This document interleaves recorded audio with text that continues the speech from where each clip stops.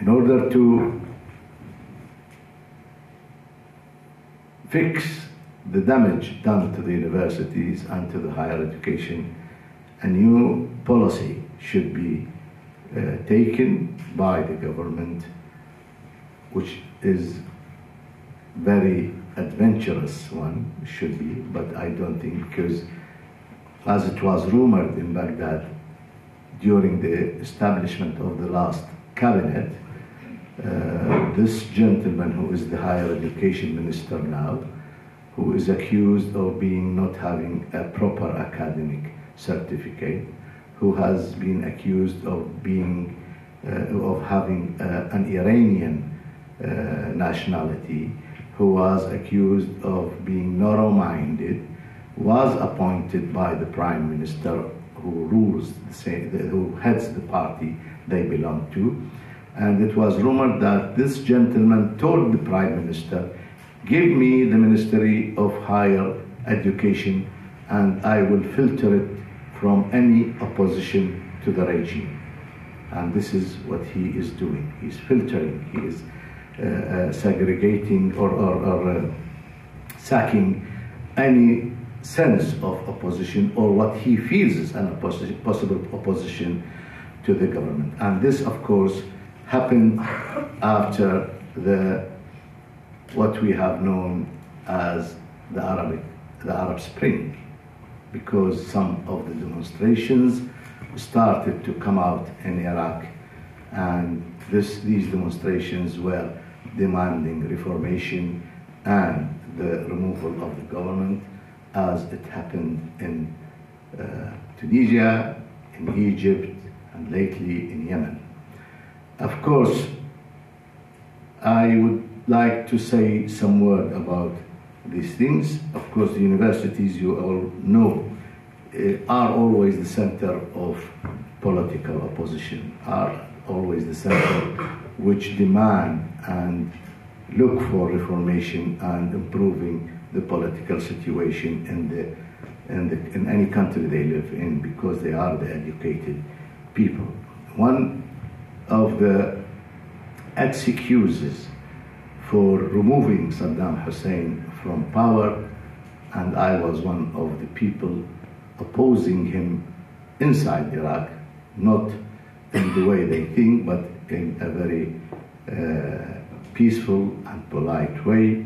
I don't claim that I was a hero at that time that stood in the face of this ruthless ruler, but we, a group of academics, tried to find a peaceful, a calm, objective way of approaching him by our demands. He didn't listen to us, he didn't do anything from what we have asked him to do, but at least we managed to speak our mind out in this way.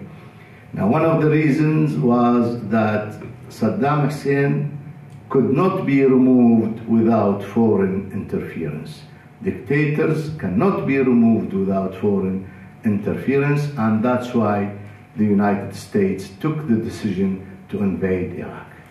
Now, the experience of Tunisia, the experience of Egypt, the experience of Yemen have told us that this thing could happen with the will and the determination of the people, and they managed to remove their dictators from power.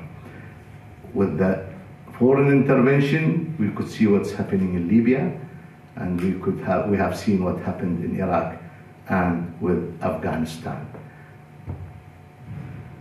The reason that the Arab Spring is not really reaching Iraq in the way it reached Egypt, Tunisia, Yemen, and now in Syria, for example, is because of the influence of the sectarian political parties, the influence of the Iranian regime, which is very harmful to the Iraqi security situation, and of course the interference of other neighboring countries. When I spoke to some of the Iraqi parliamentarians in London lately, about the deterioration in services, in education, in politics, the many divisions inside Iraqi politics, the failure to establish a complete cabinet since 2010. One of the parliamentarians told me that Iraq was the first country to witness an Arab Spring in 2003, and it is not in need of such an Arab Spring anymore. They believe that what happened in 2003, when they came behind the American forces on the American tanks, this was an Iraqi Arab Spring. They do not know that in Iraq now, most areas do not have electricity for more than 3 hours a day. And if you consider the situation in Iraqi summer, when the degree is above 50 Celsius, what they call it, Celsius, you can imagine how could people live under such condition without any electricity, and of course below zero in the winter. So this is one case. If you go to Baghdad and you visit Iraqi cities, you cannot see anything, or virtually anything, built after the invasion or something constructive done.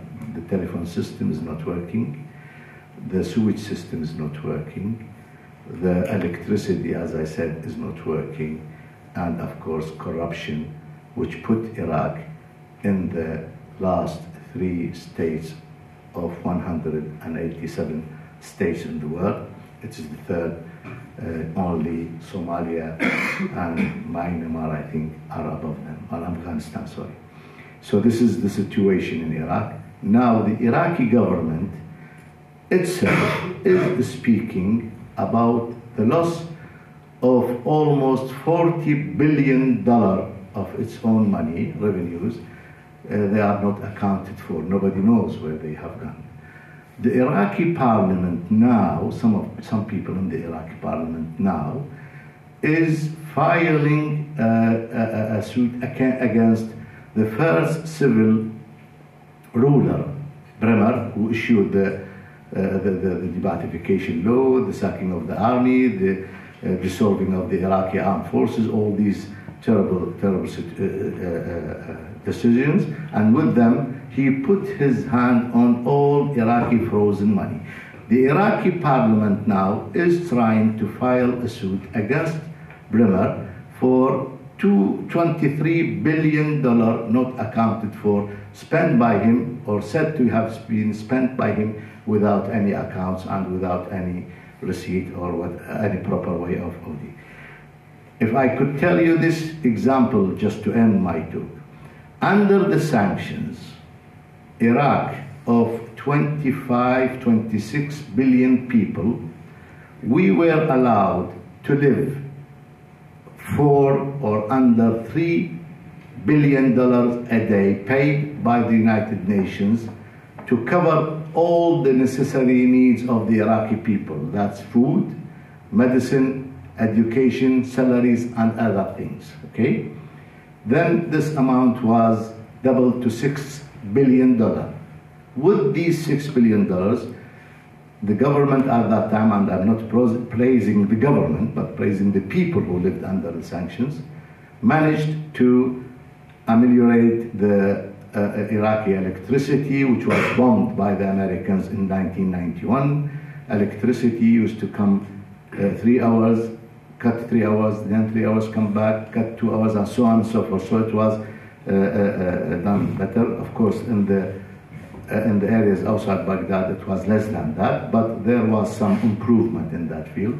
Salaries were a little bit increased. At a certain stage, a university professor like me used to receive what equals $15 a month as a salary. Okay, this was improved at the last years, in the last years, 2001, 2, 3, or before that by 1 year, and the sewage system was working. every family used to receive its full ration every month from the government with $6 billion. Now, our income is no less than $60 billion a year since the invasion, or 1 or 2 years after the invasion, because of the great amount of oil exported. With all this money, the poverty line is higher than before. The salaries were improved, yes, I should admit that, but of course the cost of living is also going up. Now we have another section which we have to pay very big amount on, which is gasoline, to work our private generator to have electricity for a minimum amount of voltages in every house.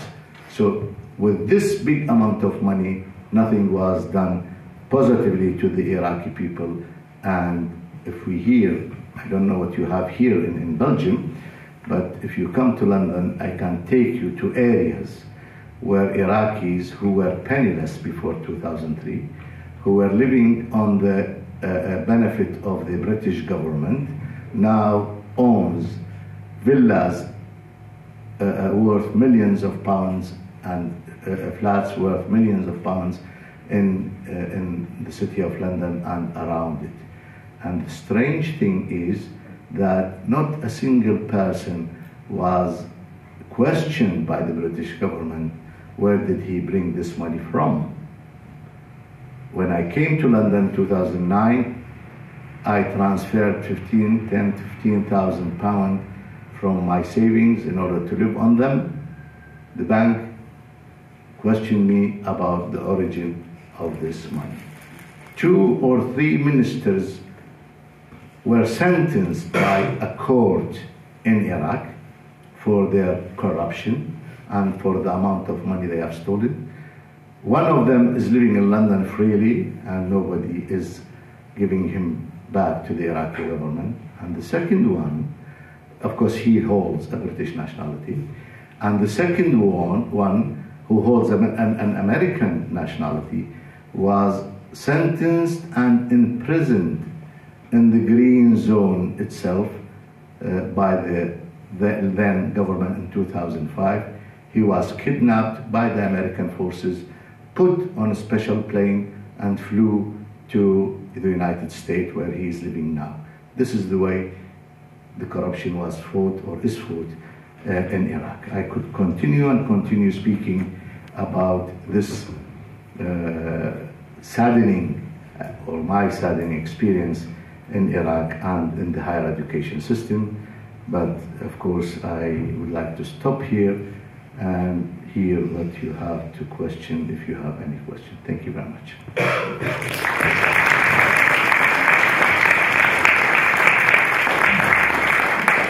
Thank you.